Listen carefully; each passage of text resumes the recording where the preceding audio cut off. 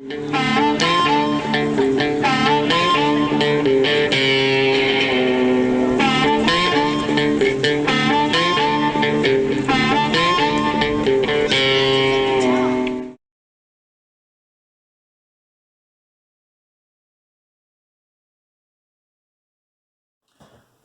YouTubers, how the hell have you guys been?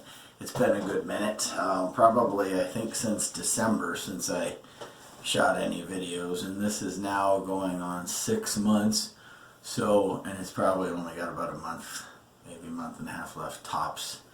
This is driving me nuts. Okay, but, and, you know, first beard, okay, so, I guess I, kind of have every right to think it's making me nuts because I've always been clean shaven, so we'll be back to shave videos here soon. The one thing I did want to talk about today, just while I had a quick minute, and given the holiday that's coming up, I figured since I just got out of the shower, just washed the beard and mustache, conditioned it, dried it, so I'm just doing a quick little demo for those of you who I guess might have some misconceptions about beard oil, beard butters, and everything else. A lot of people get the misconception that beard oil is for the beard. No, it is for the skin underneath. And the reason being, and I might have said this in my last video, but the reason being is because as your beard grows, your beard extracts the natural oils that your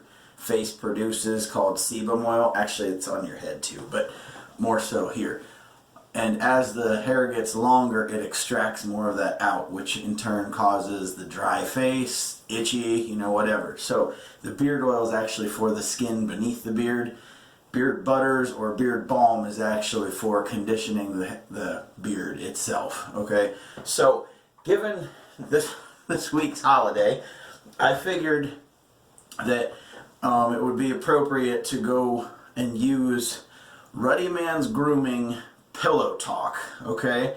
Now, if you look closely at this deer, buck, whatever you want to call him, he looks very similar to good old Hugh Hefner, alright? And given the scent of this stuff, it probably right on point, okay? I'm just going to read you the notes right here on the beard butter tub, or maybe, okay, so scent profile is chocolate covered strawberries, champagne, suede, and tobacco. Okay, I'll get that right up there. See if you guys can possibly read it. If not, like I said, I will link this in the description below after the fact. I don't think it'll zoom in. Maybe on the beard oil. We'll see. I guess not. Okay, so the quick demo, like I said, and in growing a beard for the first time, I definitely did a lot of research, just like I did with wet shaving, as far as what soaps to use. I mean, I've said it before in some of my shave videos. I got Nancy boy skin, so if something was going to go wrong, as in terms of causing some sort of irritation, itch, or anything else, it was going to happen to me, and that's why I made it a point to take care of purchasing a bunch of beard care products to see to it that that didn't happen. It didn't. The only thing that has really got to me is when I sleep, I tend to sleep on my face a lot, or like right here on the side. The hair follicles, like right at the base of the skin, tends to get real irritated, like you've been wearing a hat, like a real tight hat all day. And so that's why I'm about ready to be done with this, at least for a while. If I miss it, then obviously I'll go back to it. My son, my oldest, wants to go through and have a beard growing competition starting right after his senior pictures are done this summer until his first match in December. So we'll probably get about 5-6 months worth of growth out of him. He's going to look patchy like Joe Dirt, I can almost guarantee it. But I should be able to have some pictures to kind of catalog how this is going to go. For those of you who are friends with me on Facebook, you can probably track. I did a series of pictures for days 1 through 45. I wanted to do 1 through 90. It just got to be too chaotic to remember to take a picture every single day, and so So you'll get to see, like, I'd already had the mustache started, not like this, but started. And so it was, I think the mustache was going 3 weeks to a month before I actually started growing the beard itself. So you'll be able to see, you know, days 1, days 2, where it just starts getting peppered in, and then it finally starts filling in and taking shape. So at any rate, the quick demo that I was going to do with the beard oil, beard butter, and I tend to use 2 different things when styling the beard too. I've got the little, I want to say it's like 1.5 inch brush, and then I've got the wooden comb. Okay, wooden combs are better because they don't create static. So you know, obviously if they're static, you're going to have a little bit more dry in the beard than you're hoping for. So you know, and you don't have to saturate the beard with product to get, you know, the desired effect. I've tended to lately tend to stray more on the side of the softer beard butters that are going to leave the hair a lot more natural state than in a real, I mean, for lack of a better word, erect state, or real stiff, you know, like if you were using a hair gel that was for a strong hold, if that makes sense. So at any rate, the beard oil, now most of these are set up as such with a top like this, that you're going to hold your hand out like such and just tap, tap, tap till you get, I mean, I tend to go about 7 to 10 drops. That's usually more than enough. Rub it together and then just get into the base of the skin. And then what I will do, because there's always a little residue left on the top of the bottle, I will get that, and that's what I tend to use for the mustache and the little love patch down here. For lack of a better word, that's what a few people call it. So, and then, so we can close this guy up. Alright, he's done with for now. And then the beard butter, most of these are going to generally be 4 ounces, just like your standard shave soap tubs, but in a different shape. You know, it's not quite as wide of a base because we don't got to get a brush in here, just a finger. Okay, so you scoop out about yay much. You can kind of see I don't have big hands, so you know, if you've got a huge finger and you completely cover your finger, you may end up using more than you need. Put it in the palm, rub your hands around until it completely looks like it disappears, and then just massage it into the beard. I may get just a little bit more, not sure. I don't really, like I said, I'm not looking for a strong hold out of this stuff, especially today. I'm going to be out with my son. We got to pick up his stuff for his fundraiser for his DC trip. And then after that, Lord only knows what. So then take just a little bit more, and what I do, because I style the mustache a little bit, I've got just a little bit on the finger ends, and then take the middle finger and the index fingers, rub them together like such. This is just me, okay? And then massage it in here as well as here, and then I'll get the mustache comb out to address that after I style up the beard just a little bit. Now, this stuff, obviously it's good for just about anything, good for skin, elbows, tattoos, what have you. So, you know, just kind of get the hands cleaned off just a little bit. I've got a hand towel sitting right here. And then, well, I'm going to close up the container first.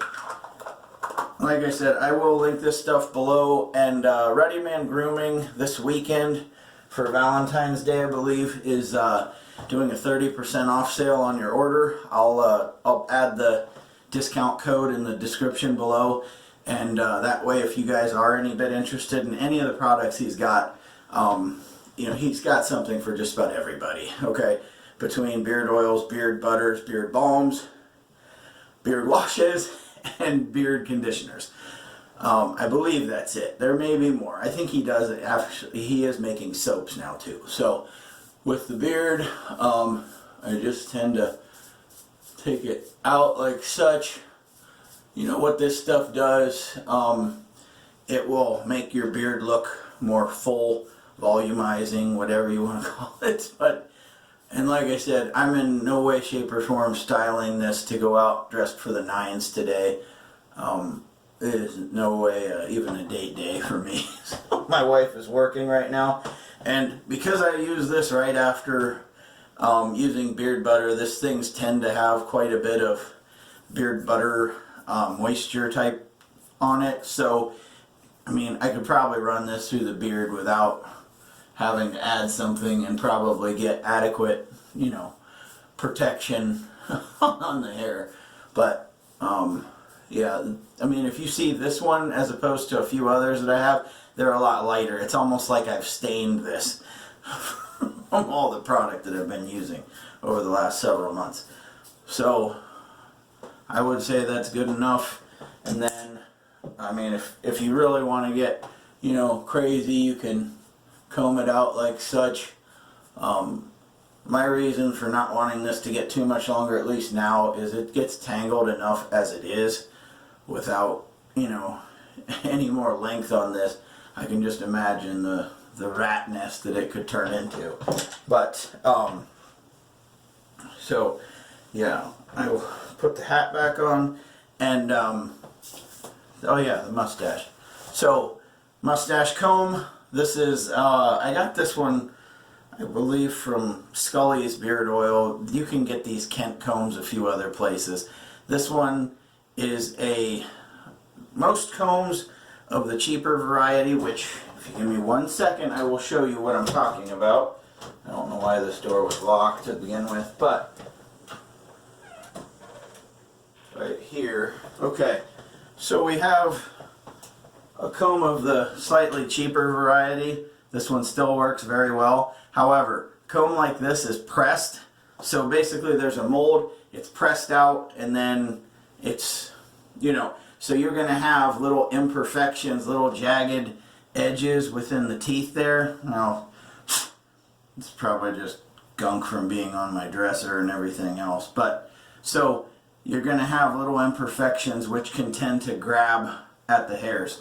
This one is, oh, what the hell did they say? It's sawed individually, so each individual piece was sawed out, a lot like these wooden brushes, but on a smaller scale.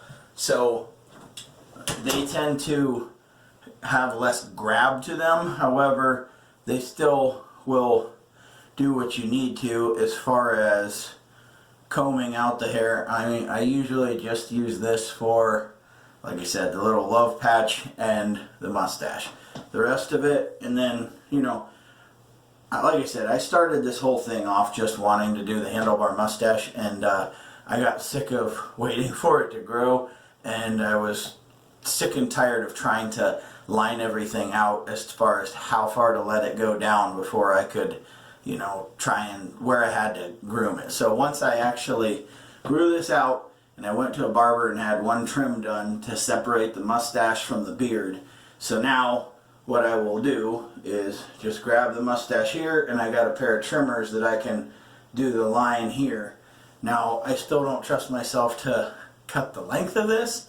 I'll go to the barber shop, or the woman who cuts my hair has a coworker whose husband, she does all his beard work. So every now and again I will go and have her take care of this, and she makes sure that she does the lines back here, and then that way I know where I gotta shave here, here, you know, under this, up in there, so to speak. So, you know, a lot of guys with beards will say that that shaving is a high maintenance type act.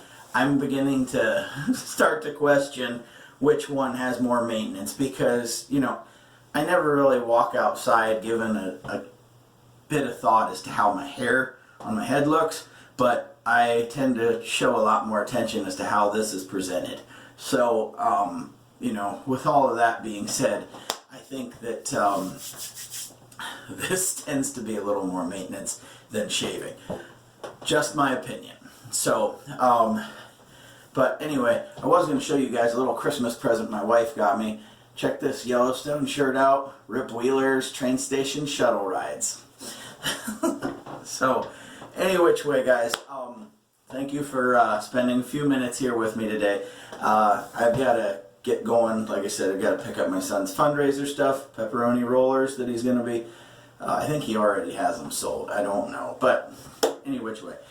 Today is Saturday. You guys have a great weekend. Keep your shaves clean, keep them wet, or beard on, guys. Later.